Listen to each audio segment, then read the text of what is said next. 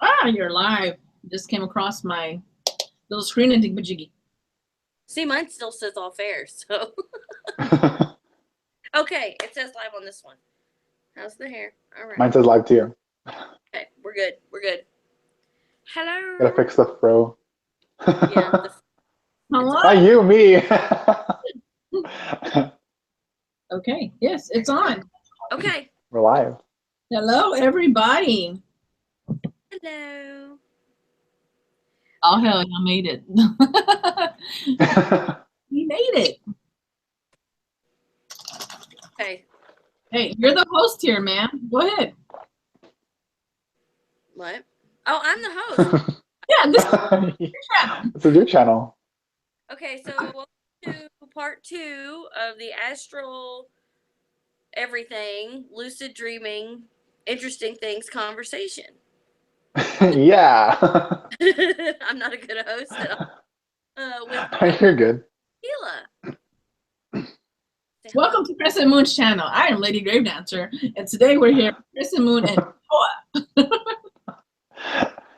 Hello, everyone. I'm Noah Tempestarii, and I'm a new guest here on Crescent Moon's channel. This is my very first time on her channel, and today's episode is brought to you by the letter N and the number 3.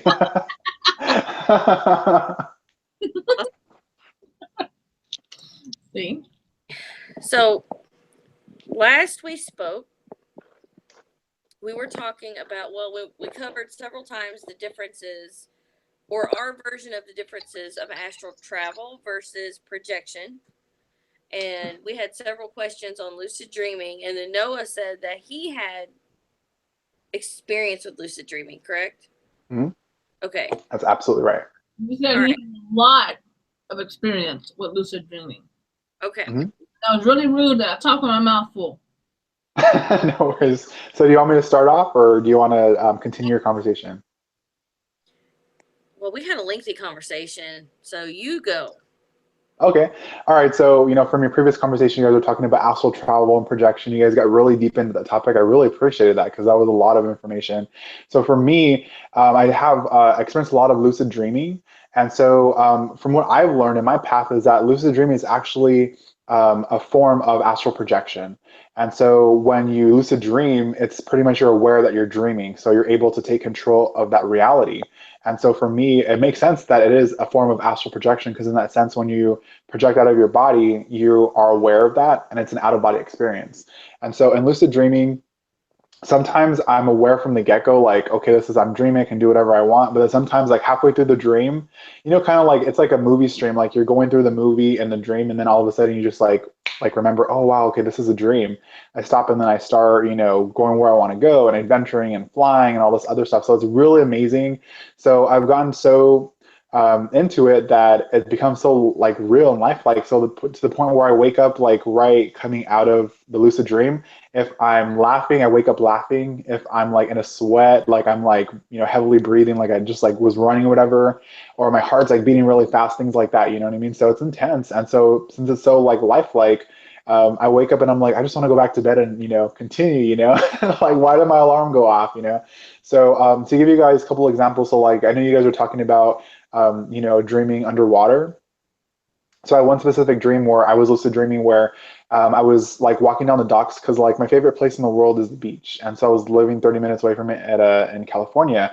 So I was at this pier. It's called Santa Monica Pier, and it's like usually like populated like heavily, so many people all over the place. But in my dream, it was completely like empty. It was just myself, and I was walking down the dock in a lucid dream, and I'm like, you know what? I want to venture out, and so I started like lifting myself up, and I could feel my whole body rising, flying, and I was like riding over the ocean, and then every time in a lucid dream, whenever I fly, I always get scared, like I'm going too high, I can't come back down, and so at that point, every single time it happens, I'm like, I'm gonna fall. I'm not gonna be able to keep flying. I'm gonna fall. And so every time in that moment, I start to descend. Well, at this point, I hit the water so fast, I went under. So I always said when I was a kid, whenever I want to skydive, I want to do it over water. So if the parachute doesn't, come out, I'm going to fall into the water. But that's actually a bad idea because you're going to fall so fast, you're going to go so deep that the pressure is going to kill you.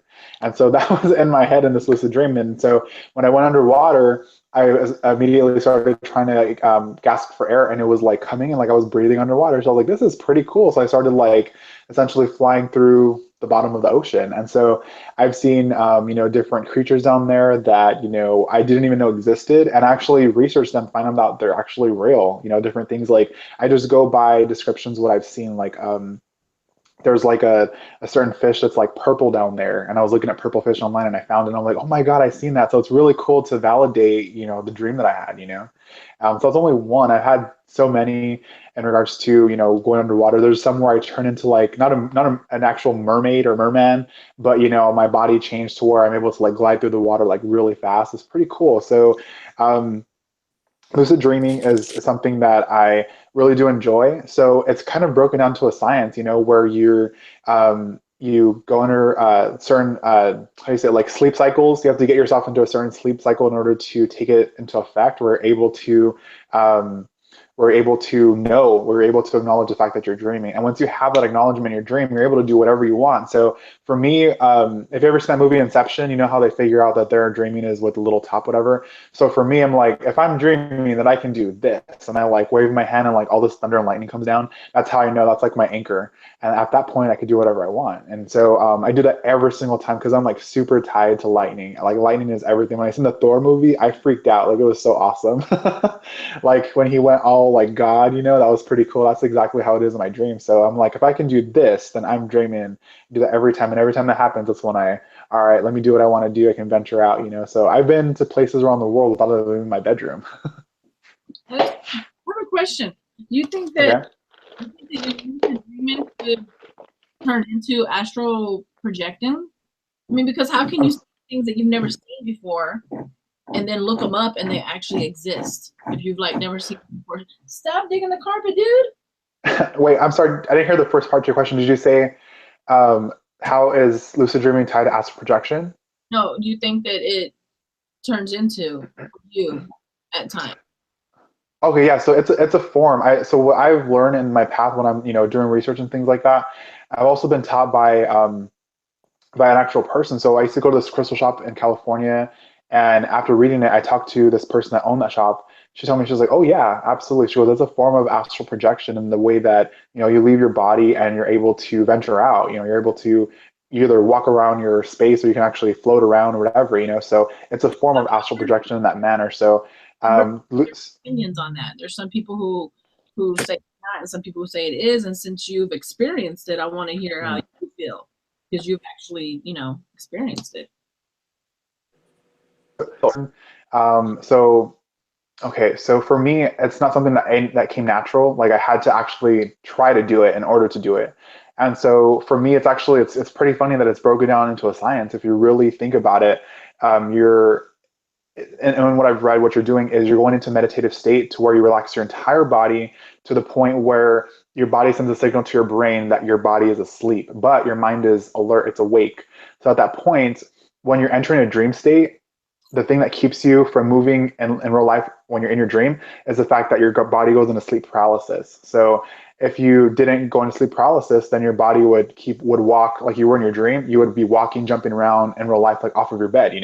So what you're doing to yourself to go into that state is you're calming your whole body down to the point where your mind is going to tell, or your body's going to tell your mind that it's asleep. So it's going to shut off and put you into sleep paralysis. So your mind is still active. At that point, you get into this other alternate state where you're able to like come out of your body, and it's like an out of body experience. So when I learned that, I had to know, that there was like a breakdown. Like that's how I learned how to do this for myself. Now I'm not a master in any way. I still can't do it like, on the drop of a dime. I can't. I still have to.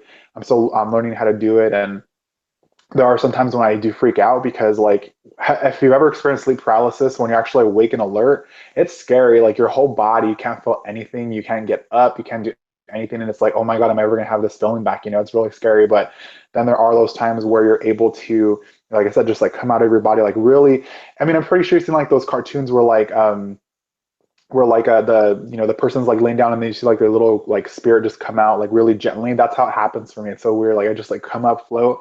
I look back and I'm laying down to sleep, like just really relaxed. And so I can walk around the house. I can take off down the street, that kind of thing.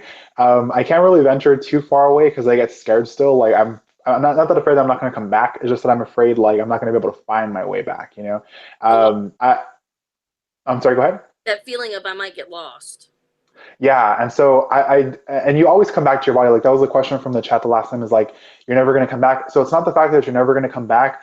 When you get back, it's going to mess with your mind. Like you're going to have a sense of how do you say it, like wonder, and you're going to be spaced out. You're going to be spaced out for a while because you're going to kind of confused, like trying to put everything together, figuring out what actually happened.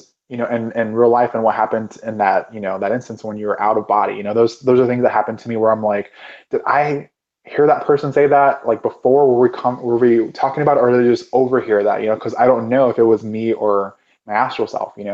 I've never went into the astral realm that I hear about. Where you go and you visit spirits. I would love to do that. I don't know how to do that. So I don't know what you said that you have like an altar in your astral realm. Is that right, April? I have a whole place. Like, as a kid, and I can't remember what movie it was, but it was a Jim Carrey movie. He's like, go to your happy place, go to your happy place. As a kid, like, I had to do that because there were things that were uncomfortable for me. Mm-hmm. So I created this whole place, like imaginary place in my head where, well, even now, if I'm alone and I'm stressed and I just need to get out of here and I can't physically leave, because I have issues that there's some days I can't leave where I'm at. Mm-hmm. Go there, and it's my own little domain, Okay. And it started with a drawing, like a daydream, and then as I got older, I developed it into what it is now. And I know some people have like actual like altars, Temples. yeah, I don't have that. I just have a place. Okay. And I guess maybe I should do an altar because it's a castle, like it's my little castle. Absolutely. Absolutely. I feel like, there are people that are able to do this natural, like they just have that ability, natural ability. For me, I have to learn about it more and more. And for something like this, I feel like I have to learn a lot before I actually put it into practice. I don't want to like trial and error kind of thing. I'm not comfortable with that. So yeah, to further answer your question, Tequila, in regards to it being, for me, since I've done lucid dreaming and also astral projection, I feel like it is a form because it kind of feels the same to me. Only in dreams because my body is at rest. I feel like it's more vivid, like it's more lifelike in a dream than actually trying to make myself do this through astral projection. Does that make sense? Yes. Yeah. So Put my words together because okay. I'm not sure I can get my words together right without sounding, I don't know. I just kind of think that they're different. Okay. No, everybody's different. That's okay. Let's talk about it. So how do you think they're different? I'm wrong because see, I'm not even as far as You lucid. can't be wrong. There's no right way. Oh yeah, exactly. But it's really start talking about something I haven't really learned about. You know what I mean? That's been something okay. thing about, So that's why I was asking you about, and this the things that I have read, and then the experiences that I've had, I think are possibly lucid dreaming. Okay. It feels totally different to me than the astral projecting that I have been able to experience, but it's very difficult for me to astral project. And we're saying how, like lucid dreaming, if you're losing your breath in your dream and you wake up and you're catching your breath, or even screaming and you wake up screaming, or you wake up laughing. I've had these experiences, like that when I astral project it. Like it doesn't feel the same to me, like at all. Oh wow, okay. In my experience, but I never had a name for that type of dreaming, Oh, okay. Well, name for it. So I don't have a lot of. I agree with you on that point because thinking back, but mine are always like chaotic. Some of the really vivid dreams that I've had that I woke up like scared, screaming out of my mind because what I just dreamt felt totally real to me. Yeah. To the point where I had to get up and write it down because one of them was obviously never going to happen, but it scared shit. I woke up screaming. It was right after me and Alan got together. The world was ending, everything was going to shit. It was a nightmare, like a serious. I woke up like, no, I was being sucked into the sky. Adrian was clinging to a tree because he didn't stay in the safe. It was crazy. Mhm. We're gonna have to talk about this sometime. That sounds fun. Yeah. So, but then I put to sleep. dream that me and Alan had bought a house, and it was a yellow house, and the guy next door was this big old lumberjack like dude, and he shot and stabbed Alan right in front of me. Oh my gosh. Shot him through the truck door, and then Night terror. yeah. But I woke up. I was drenched. I was panicky. I was reaching for like weapons and stuff because in my dream I was trying to get out of the truck to go around and help Alan because Alan was bleeding out in front of me. Those kind of dreams, like, what is the difference between a lucid dream, an astral projection, and then a precognitive dream? Like, because I've had dreams of things that have happened later. I have astral to places that I've been later. You know what I mean? So it's like they're all kind of tied together, but they're all extremely different. And the Yeah, energy absolutely. is scary. And I can agree. Oh, go ahead. I was saying maybe when it comes down to it, it's all connected in some form. Stronger for Uh-oh. Why did I leave the call? The computer did. but is it going to keep us live? We're still on. Yeah, we're still live. So you just once we all sign out, then it'll sign out. But you want to bring it back, just make sure you mute yourself. Does your computer shut off again? No, it's still on. This thing's giving me so many. Everything is still working. So Yeah, we're good. We can continue. We'll figure it out later. Okay. Great. Well, okay, so I can agree with that it's connected, but they're different. So it's not that lucid dreaming is astral projection; it's just a form of it. It's a different form. So in that way, it is connected. So for me, the difference between lucid dreaming and we said precognitive. So in your precognitive dreams, where you said that you dream something that happens later, are you aware that you're actually dreaming, or is it that you just remember the dream?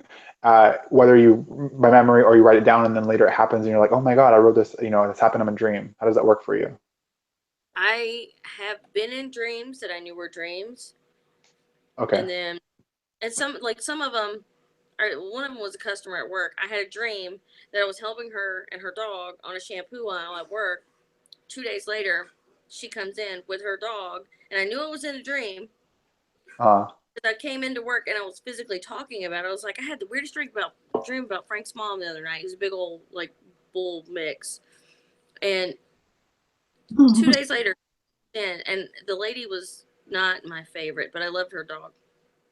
And she came in, and sure enough, she asked me for a special shampoo. She asked me a whole bunch of questions, and the whole thing laid out exactly like my dream. And I walked away like, that's awesome. Is it though? Because like, and how is that so different from a deja vu? Is it the length of time? Like it's something that happens really quick or something that happens for like 10 minutes? Because I have both. I have a situation that will happen for like 10, 15 minutes worth and my mind is being blown because like I've already done it. And then you have quick ones where like, oh, that chick walked by me before, or something like that. Mm-hmm. Okay, so here's the thing for me. This is something that I believe to be true. It's something that I believe to be true. So in regards to deja vu, we actually do dream every single night. We dream every single night, just like we don't remember it. So even when you have a very vivid dream, as the time goes on within the day, it starts getting fuzzier and fuzzier and fuzzier, right? So there are times, it all depends on your sleep cycle. So there's certain cycles that we go into when we actually go into that deep sleep. So depending on that cycle, how long we're in it, that's the dream process where it begins and ends, right? And that's kind of like scientific, but so we actually dream every single night. So when we don't remember, when you have deja vu, it's like that. This happened before, you just don't remember it because it happened in a dream. So that's what I felt to be true. Like, yeah, that makes sense because we do dream every night. So when you have deja vu, it's like you have experienced it before, you have went through this, and when you hit deja vu, we're like, oh, this happened before, or that person triggered that. It's because you've had it in a dream before, you just remember it at that point, you know. So for me, when I read that, I was like, you know what, that makes sense. That makes absolute sense to me. Okay, so link that to clairvoyant, precogs, and psychics. Okay, so precogs and psychics. So they're like, it would be visions like, you know, like during the day, or you mean like in dreams? Because I think it's like different. So like when they have it, something that comes to them. So for me, I guess because I haven't experienced it like while I'm awake, you know, to where I have a visual. Actually, sometimes I have, you know, to be honest, I have. So let me think one. So I remember my meditation when I was back home. I would be driving on the freeway in traffic, and so I would let my mind wander. You know, when I was well, I mean, I would be paying attention, but allow your mind to wander. I had this vision. I had this vision. Like it just came to me, and it was like playing in the and it's because I always look way ahead. My mom always telling me look way ahead so you have time to react to something ahead. You know, so I would always look like way ahead. That way I have like the full view. You know, right in front of me. And so it always looked like towards the sky, way back, you know, in front of me. Um, so when I do that, this one particular day, I had this vision that my 1-year-old nephew was choking, like little, and I was just standing there. I could see him, and I couldn't do anything because I wasn't actually there, but he was choking.